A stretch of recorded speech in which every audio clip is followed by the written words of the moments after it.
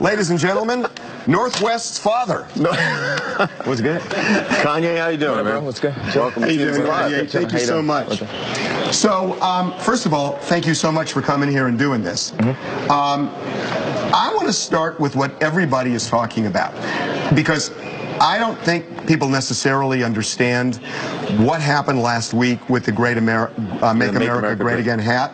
So everybody wants to hear from you, and I want to have a discussion about it. What drove you to that? What was your point? What are you trying to do with the message you're sending? Well, it was really just my subconscious. It was a feeling I had, you know, like people were taught how to think, we're taught how to feel. We don't know how to think for ourselves. We don't know how to feel for ourselves. People say feel free, but they don't really want us to feel free. And I felt a freedom in, first of all, just doing something that everybody tells you not to do. Like, you can't do it for this reason. You can't do this for that reason. So, and, you know, I'm not coming up here to justify anything. It's, you know, you can't tell me nothing. I made the song, you know what I'm saying? Like, you can't tell me what I'm, you know, supposed to do. And also, it's like, the idea of icons and representations, you know, I don't subscribe to icons. You take like the Nazi symbol, if you go to India, it's all over the place, but it doesn't represent that. It represents something different. So for me to wear that hat means I want to make America great in my own way. So, yeah. So were you wearing the hat specifically to show support for Donald Trump? Or was it a bigger statement about free thought? What I mean, I'm an artist, right? So to ask an artist, there's infinite reasons. There's infinite reasons to the why an artist does something. An artist doesn't need suggestions. An artist needs paintbrush and a canvas. So this opened up a conversation. I'm probably gonna do the least good explanation of why. I'm just connected with the universe, period. You know, I'm just, and that's gonna come off whack. Don't try to wacko-jacko me for saying that, because that's what the media is trying to do. They're attacking me with these smoke screens that I'm not gonna fall for. Like, I see you got Daz Dillinger on here. So they put a media takeout that said the Crips have a hit on Kanye West, right? And I said, wow, this is really like the Malcolm X movie. They're really gonna send some black people to kill me. And then when I read it, it said the Crips are gonna beat Kanye up when they see him. And I was like, oh, that's so dope. They love me. That's like my brother. Your brother beat you up. Like, man, you getting out of line, bro. You tripping. I'm gonna beat you up. I was like, oh, man, that's love, man. Daz loved me, and I love Daz. And so you're not taking this seriously? That's how you took it when you saw the video of Daz saying... Oh, you could live through an ass whooping. You ain't gonna live through, you know, what I think that they're probably the idea is to beat sense into me. But, you know, when you hear about slavery for 400 years, that sounds like a choice. Like, you was there for 400 years and it's all of y'all? You know, like, it's like we're mentally in prison. I like the word prison because slavery goes too direct to the idea of blacks. It's like slavery, Holocaust Jews, slavery is blacks. So prison is something that unites us as one race, blacks and whites being one race. That we're one, we're the human race. We're human beings and stuff. And eventually, you know. Can I go back to something you just said? Because I don't want to let it pass. You said that slavery was around for 400 years. At a point, it becomes a choice? Yeah, right now we're choosing to be enslaved. We're like, okay, so Ebro, I FaceTime him, and I'm there with Candace, right? And Ebro starts bringing up his version of facts, right? And Candace has facts. She's researched, right? Candace Owens has facts. She's researched. And then Candace just pulls out her Jedi lightsaber and just, you know, chops Ebro's head off with facts. Then Ebro FaceTimes me the next day, and he's talking about the scoop and poop. He wants to talk about music now. I said, yo, you gonna have Candace on your show? He's like, no, I'm not. She's mean. So you're gonna stifle her voice, Ebro. You're choosing to enslave people's minds. You're choosing to not let the truth be free. Can I give you my translation of what happened last week and tell me if it's right? Okay. The way I see it, you don't necessarily endorse, embrace the views of Donald Trump as much as you want to show people that they shouldn't be intimidated from showing their true feelings, expressing themselves freely, and that the hat is a lightning rod for this kind of free thought that is lost in our society because people get bullied and shouted down and they're intimidated to the point where they have to shut up. Is that fair? It's the mob. The mob tries to tell you what to think. The mob tries to make all blacks be Democrats for you know, food stamps and stuff. It's the mob. Like, and by the way, you're just talking to the emotion. You know, when you get Candace, ask her, she's going to drop you the facts. We're going to have Candace on in a bit. The kid, if you ask the kid that stood in Tiananmen Square in front of the tank why he did it, he might not be able to explain that. But you can't diminish that moment if I can't give you the direct explanation. But that kid had a righteous point of view that he really believed in, and that's why he was standing in front of the tank. My righteous point of view is free thought. Now, if you want to ask me, I don't have extremely strong political opinions. You could talk to John Legend if you want some political. I've never been into politics. I just love Trump. That's my boy. Like, you know, it's like so many rappers. You'll look at a video of Snoop Dogg loving Trump, but then he get in the office and now they don't love him. Like, Trump is one of rap's favorite people, right? But we talk about this, that before he was elected president, people in hip hop, it was an in thing to put Donald Trump in your rhyme somewhere. And by the way, I am in hip-hop, but I'm not just in hip-hop. I'm a black person in the black community, but I'm not just that. I feel like one thing is people try to minimize me to artists, hip-hop, black community. Yeah, I'm always going to represent that, but I also represent the world. I represent not even the future. It's the now. We're in 2018. We're in the now, bro. You know what I mean? And I represent the now, and I represent what the possibilities of a new peaceful planet. We're at the beginning of it. You saw the North Korea, but people denounced that. And you say, you said this thing, you put this whole thing. People love to say all, every, blah, blah, blah. It's not that. It's 100 sides to every story. So if you talk about Trump, yeah, there's a laundry list of things that I don't have in front of me that my friends will text me or write me emails to say, he did this. Some of them Obama did too, you know, but it wasn't, you know, it's loud and say, wow, the room is quiet in here. The room is quiet now. So you have their attention. Okay. And then there's positive things, right? And that never comes out. That's when they refer to fake news because it can be skewed and stuff. It's like the media and the liberals and the echo chamber and all that is having the most sore loss of all time. Like that, we're going to just keep putting out. It's like torture porn. We're going to keep showing you negative, when these are human beings. Even like with George Bush, people said, don't apologize. I'm like, wait a second. I just saw George Bush pushing George Bush Sr. in a wheelchair, and he just lost his wife. Do you know how bad I would want to go to George Bush and say, I'm sorry for hurting you. I was an artist. I was hurting when I went up to the telethon. I said something in the moment, but when I look at you as a dad and a family member, I'm sorry for hurting you. Think about Obama. Obama was the opioid to our pain. He pacified us, but he pissed the Nazis off even more. Hold on, bro. I'm on a wave right here. Okay. Right. You talk every day. All right. This is with the love. Give me a hug. I don't mean, but come on. It's all good. It's all good. Let genius be free. You know. So we're going to go and talk. I want to talk to the guys in Charlottesville on both sides.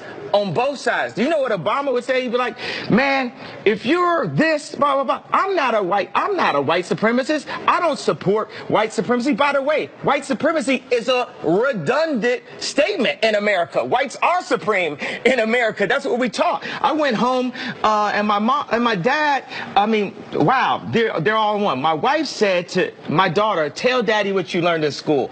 And she said, I learned that mama's white and I'm black. I said, damn, I wish I got the heads up. They said, no, we had to tell her because of Martin Luther King's birthday. But a white teacher told her that. So what does it mean to be black in America if a white teacher tells her that she's black? You might be Kanye West's daughter, but you black.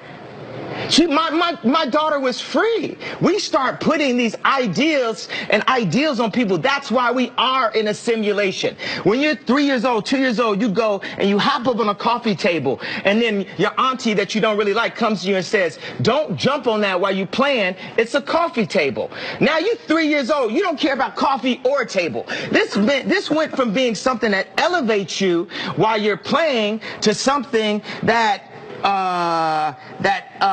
it's a distraction, you know, I can't even find the exact word, obstruction to your joy. Now, by the time you're 30, by the time you're 40, by the time you're 50, how many coffee tables do you have in your life that you're trying to make everyone happy? People need to start worrying about themselves. If I go and grab some water out the fridge and I'm in the studio, I'm not asking nobody if they want water. I'm not assuming. If you want water, you saw me grab the water. You go grab your own water. We need to start being worried about ourselves and stop being worried about what other people think. And we have the right to free thought. And guess what? No, this is not the Malcolm X movie. No black person is finna touch Kanye West. We got love. Nobody finna touch me. Nobody. Okay, so we're going to take a break, but I just have to ask one quick thing. Based on what you've just said here, it sounds to me you got precisely the reaction you wanted by wearing that hat. I didn't want a reaction. You wanted a reaction. No. You knew there was going to be a reaction. I knew there was going to be a reaction, but I'm just living my life day by day, doing what I feel and what the Spirit calls upon me to do. But it also opens up this dialogue that you're not apologizing, because everybody else, when they make a statement like that, they end up apologizing because they're so worried about what people say on social media. Well, you know why? You know why when I went to visit him the first time, right after the election. Yeah, and I took the tweets down and everything. Yeah. Because I was drugged the out, bro. I was drugged out. I was on opioids. 2 days after I got off of opioids, and I was addicted to opioids, 2 days I got off of opioids, I'm in the hospital, right? I'm taking hey, everyone listen to this, please. 2 days before I was in the hospital, I was on opioids. I was addicted to opioids. I had plastic surgery because I was trying to look good for y'all. I got liposuction because I didn't want y'all to call me fat like y'all called Rob at the wedding and made him fly home before me and Kim got married. I didn't want y'all to call me fat, so I got liposuction, right? And they gave me opioids, right? And I started taking 2 of them and then driving to work on the opioids, right? Then my boy, and I'd always ask my boy, you know, to hand me if it's, you know, we on tour, give me some weed, blah, blah, blah. So he had to go give me the opioids. And there was talks amongst my camp, like, Ye's popping pills, right? So when he handed this to me, he said, you know, this is used to kill genius, right? So I didn't take it. 2 days later, I'm in the hospital.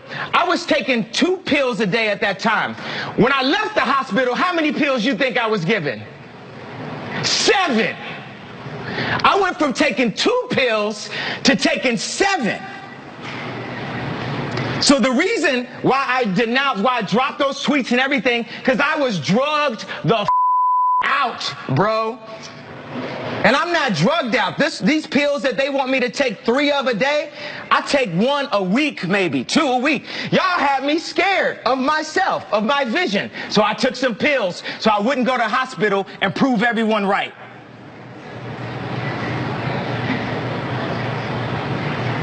We are drugged out.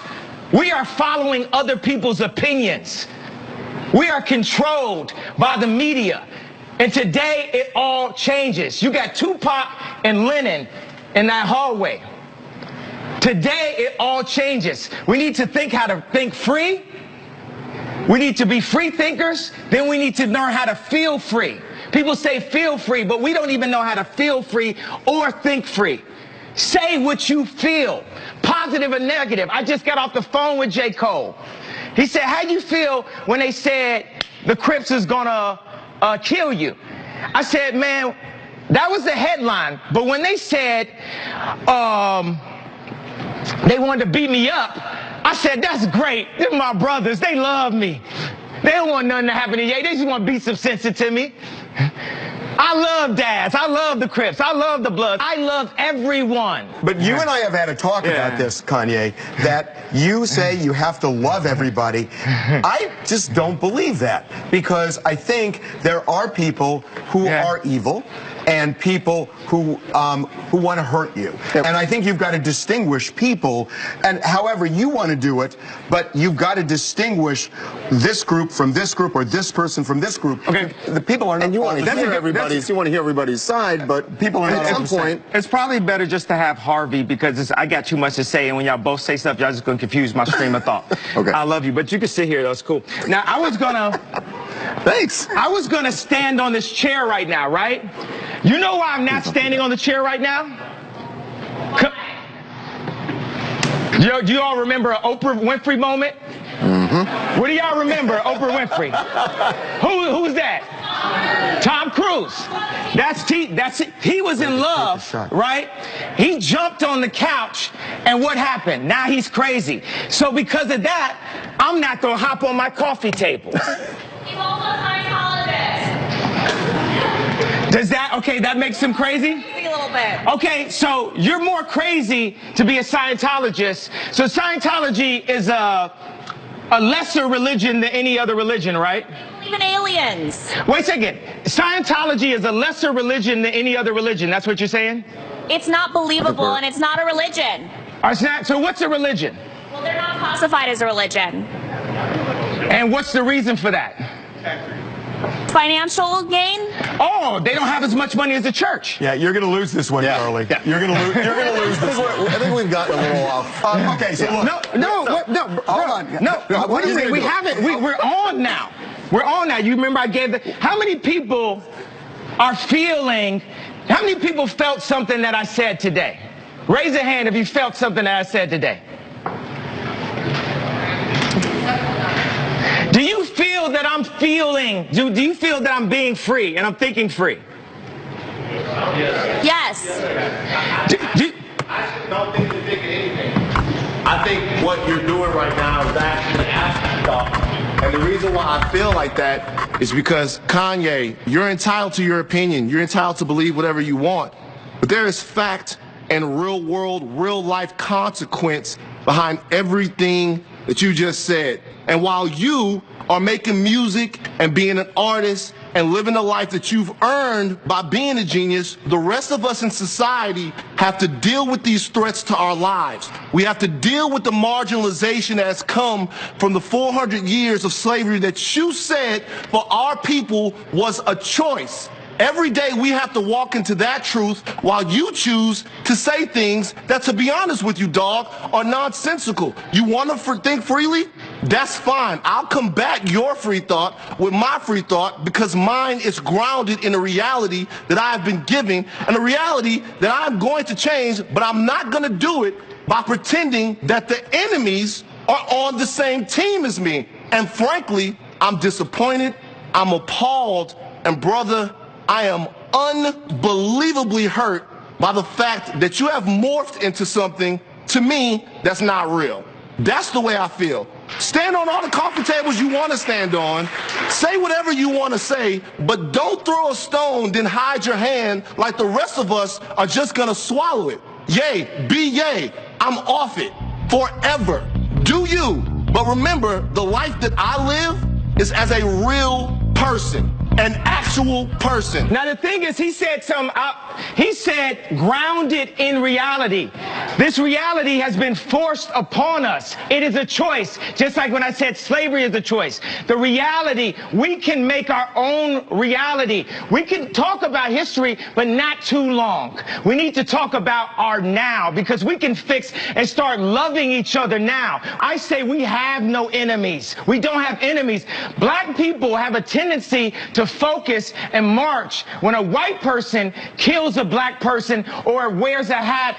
But when it's 700 kids being killed in Chicago, it's okay. It's okay for blacks to kill blacks. But if it's a white thing... I don't think anybody's saying that's okay. There's been more focus and more marches that is a lie. About whites killing blacks than kids in Chicago killing each other. That's a lie. There are black people working. There are no marches. 90% of black people getting killed are killed by other blacks. No, that's a fact. The black homicide rate is a fact. That is a fact. Black on black crime is a fact. But there are black people. Okay, wait a second. Now this is a problem. Wait a second. We have to. You're too far. You have to be closer to me. I'm here right now. There are black people working every single day. Brother, don't scream because it will make us look crazy. I don't care how we looking for this. You talking some. Come on over. No, when you scream, when you scream and you don't talk, it doesn't look right. Let me just say something. Let me impart this upon you. Okay, this is a perfect example of what I'm talking about, because these are two different versions of somebody else's truth. This is two different versions of somebody else's truth. So he gets up and he's talking slavery, right? Okay, I'm not enslaved, so that it's like I don't mean to insult his reality. No, Kanye, come on over. I don't mean to. I just want to give him a hug. Right. Like I don't mean to. No. I think he might want to fight me, but I want to give him a hug. Okay, but like. Let's finish conversation and then more. What Kanye just I love you, and I want to give you a hug. I feel like you want to fight me right now, but I love you. I don't fight with my fist, man. I've been through that. This is what I'm saying. So if I come over there, you're not gonna fight me? No, I'm not gonna hit Kanye West and TMZ.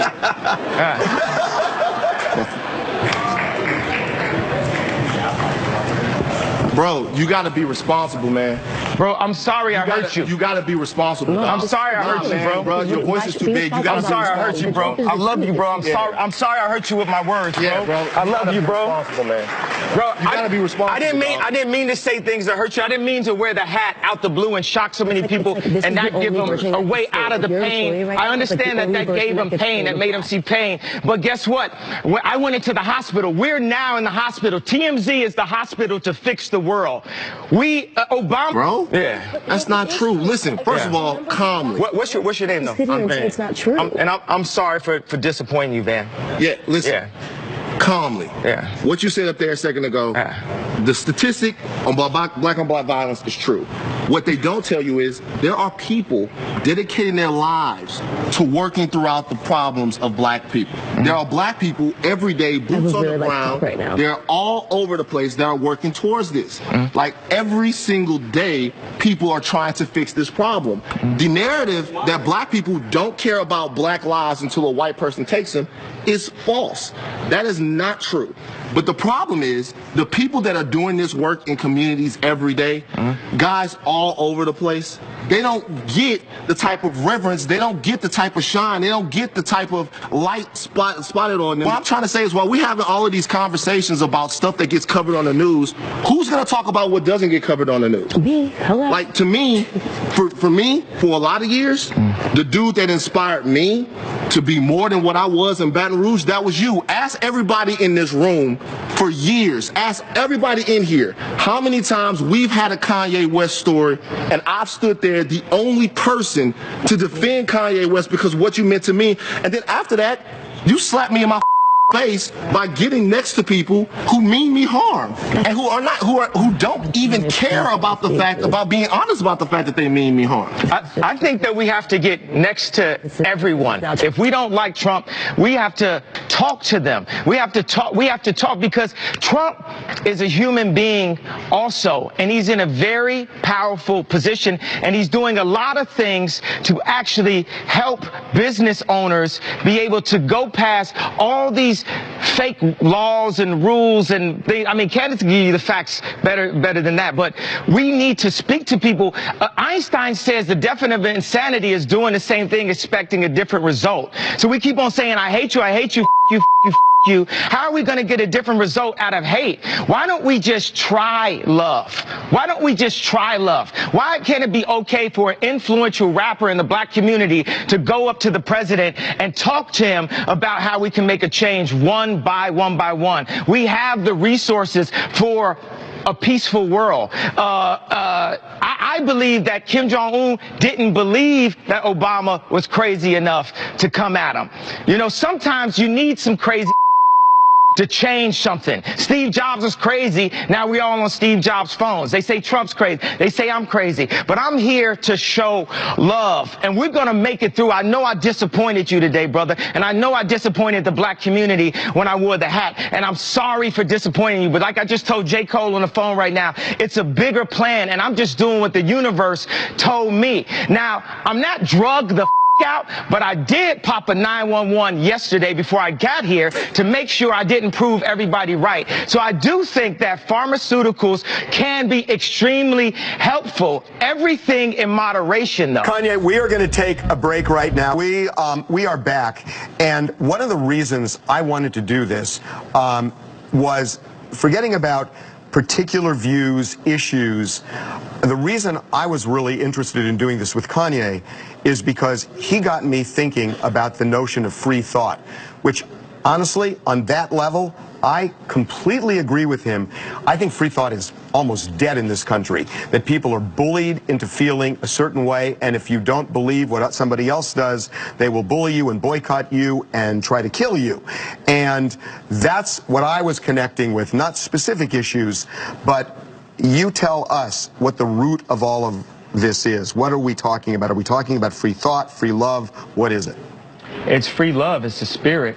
You know, you had, in the office, you had Tupac and John Lennon on the wall. I don't want to be the third one, but I'm willing to be the third one for free love on that wall. You understand what I'm saying? Oh, I hear what you're saying. If I say I love Dr. Jan Adams that performed surgery, my mother's final surgery, people don't want to accept forgiveness and love. Like even Harvey, you said you can't love everyone when we talked about the Jan Adams. And I believe that. But does God want you to love everyone?